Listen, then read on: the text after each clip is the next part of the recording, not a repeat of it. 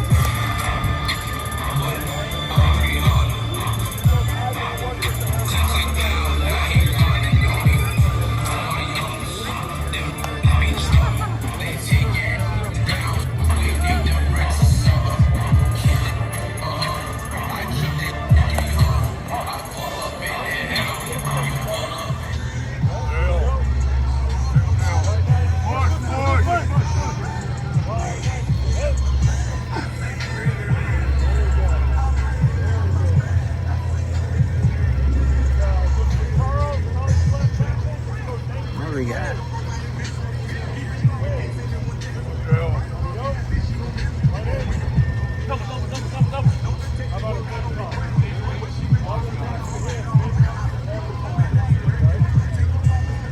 John Zabel making the calls there along with the center.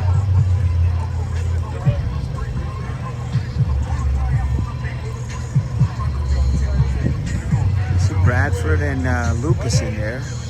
Zabel.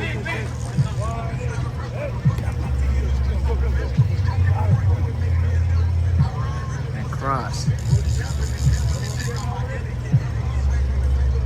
Case can be made, this is your starting offensive line. Not for Thursday. My guess would be this is who's gonna play on Thursday.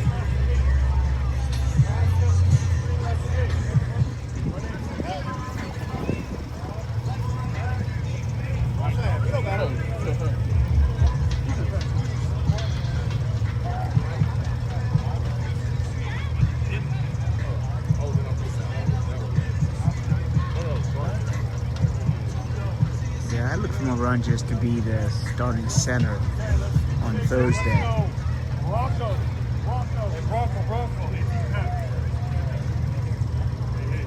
And Haynes, left guard. Mike Terrell, left tackle.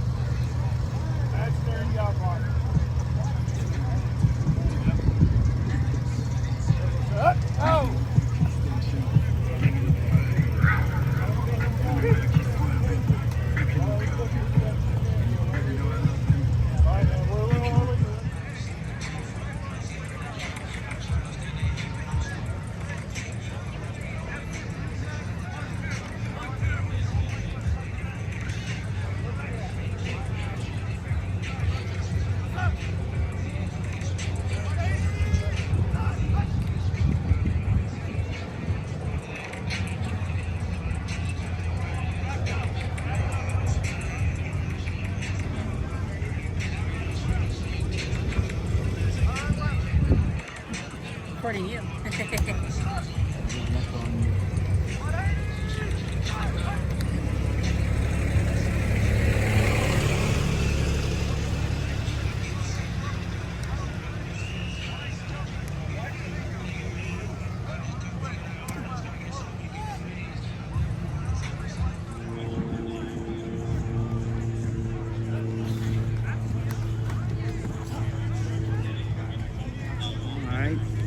line. Sandell's at center.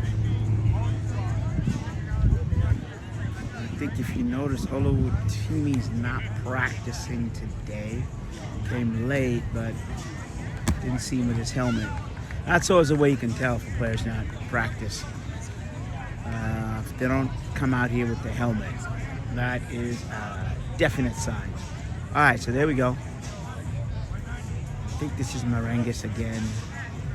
Yeah. I think he's going to get a lot of looks on Thursday. I'll try to see what he can do. And we'll find out from Coach what's up with Holani.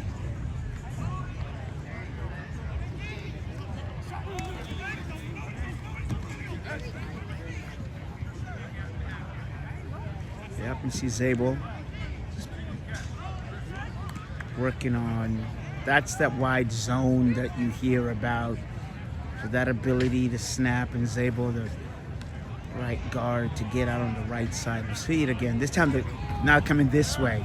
So they're putting a guard on the opposite side of where they're going to run to get that guard to be better efficient at moving from the left to the right. So here's what I'm saying. Let's see if I got this right. So the guard is on the right. I think they're going to come running this way. That's what this drill is intended to do. Yep, that's exactly right. See that? So they want 63 of the right guard. That's Lemieux. The center takes the first person, and they want that guard to get to the secondary level. Secondary block there. And this time, they'll go to the other side. Same thing, watch. It's gonna go past, and he gets that secondary right there.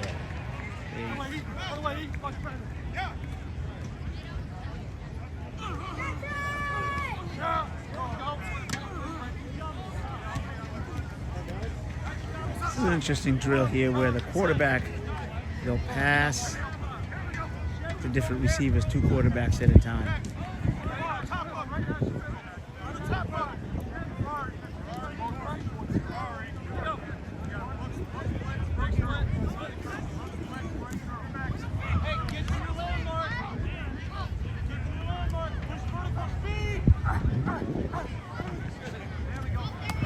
There you go. That's what I was trying to say. 2 receivers, 2 quarterbacks. Jalen Miro is closest to us. There you go. Cooper Kupp. Oh, I stand corrected. That's Plumlee.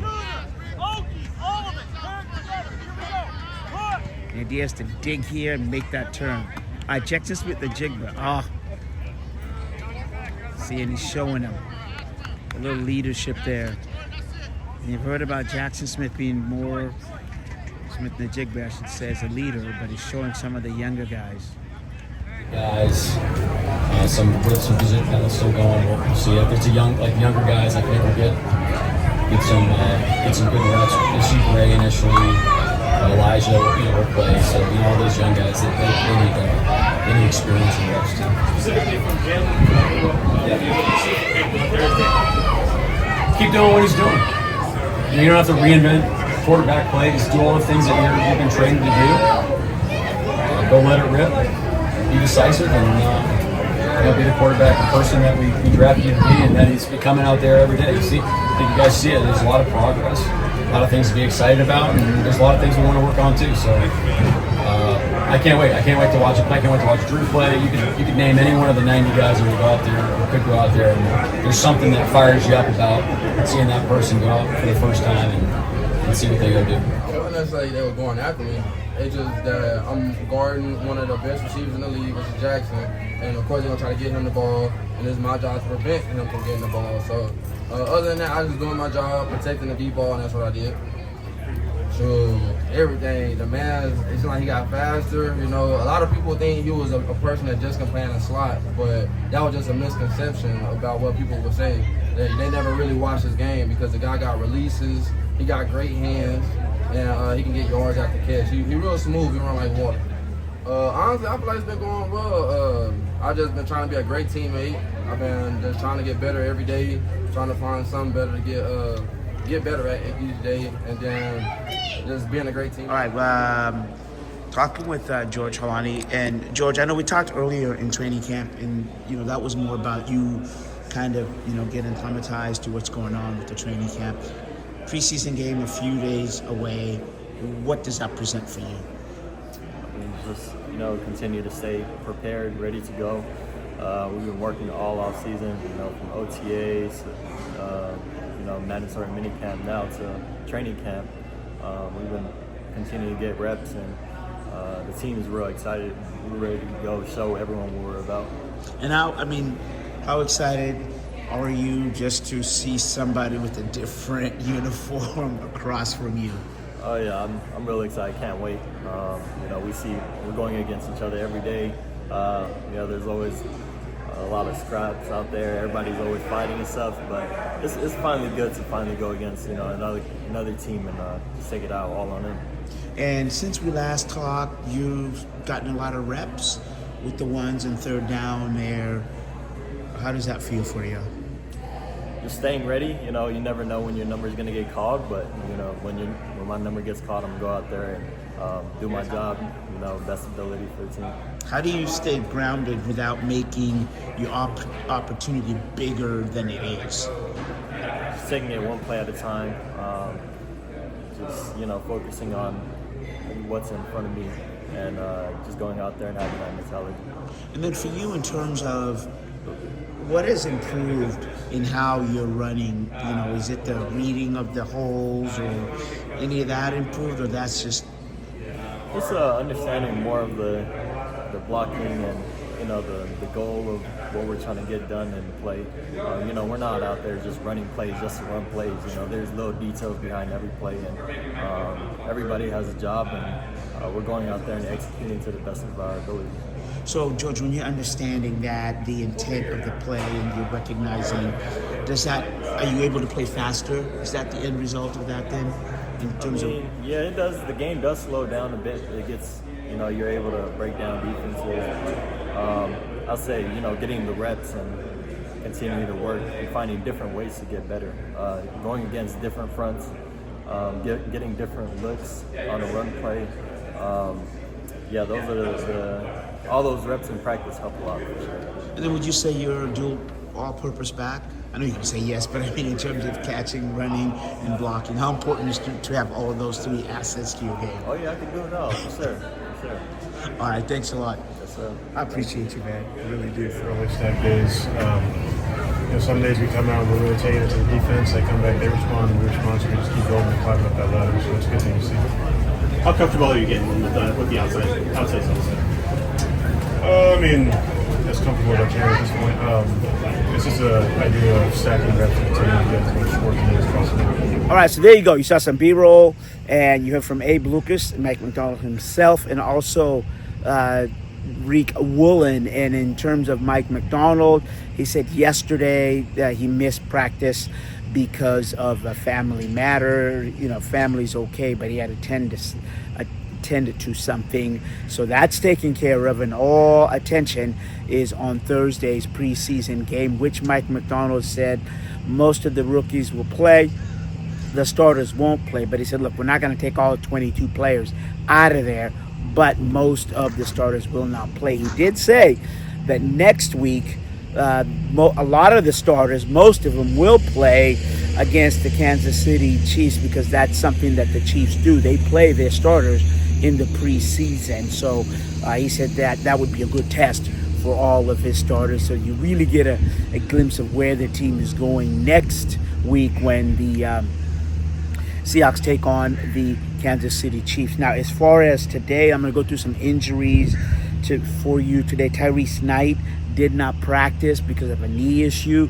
So then Patrick O'Connell took his spot. He did real good. He did well. And in terms of knee issue for Tyrese Knight, the other one was, Mike Morris had a lower body issue. And more importantly, Oluwatimi, I should say, had a back issue, so he did not practice.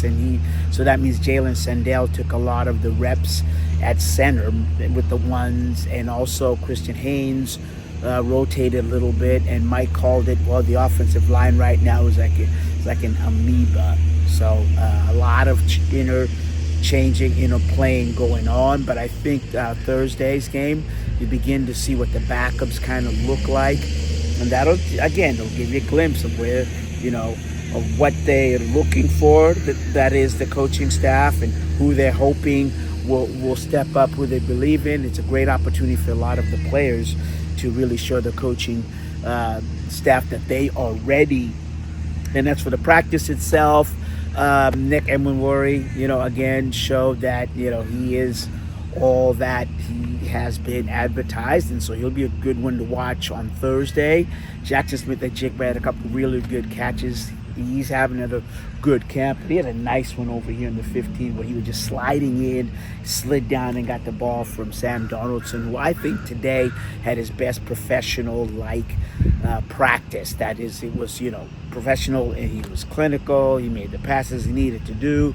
So I would do that. Didn't see much from the running backs today, just in terms of, any explosiveness. Maybe one by Ken Walker, which is good.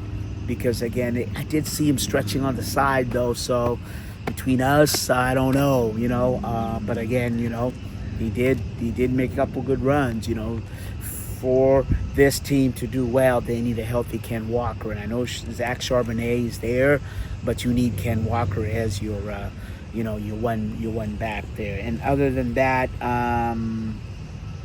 that is really it from the training camp here at the VMAC. They will not be a public practice tomorrow. I know for us, we were told, hey, they're not going to have a public practice even for the press, so that's good. And that means they'll go, because it was really a glorified walkthrough for an hour and 20 minutes, and that's what teams do now the day before, right? Why would you exert any more pressure? So it's really systems go. The Seahawks will do a walkthrough tomorrow, as I mentioned, and then we'll talk to you. You hear from me after the preseason game on Thursday, and there's the return of Pete Carroll from the VMAC in Renton. I'm Oz Wiedemeyer from the CascadiaSports.net report. Thanks for listening. Thanks for watching. Thanks for subscribing. And also, subscribe to the webpage as well.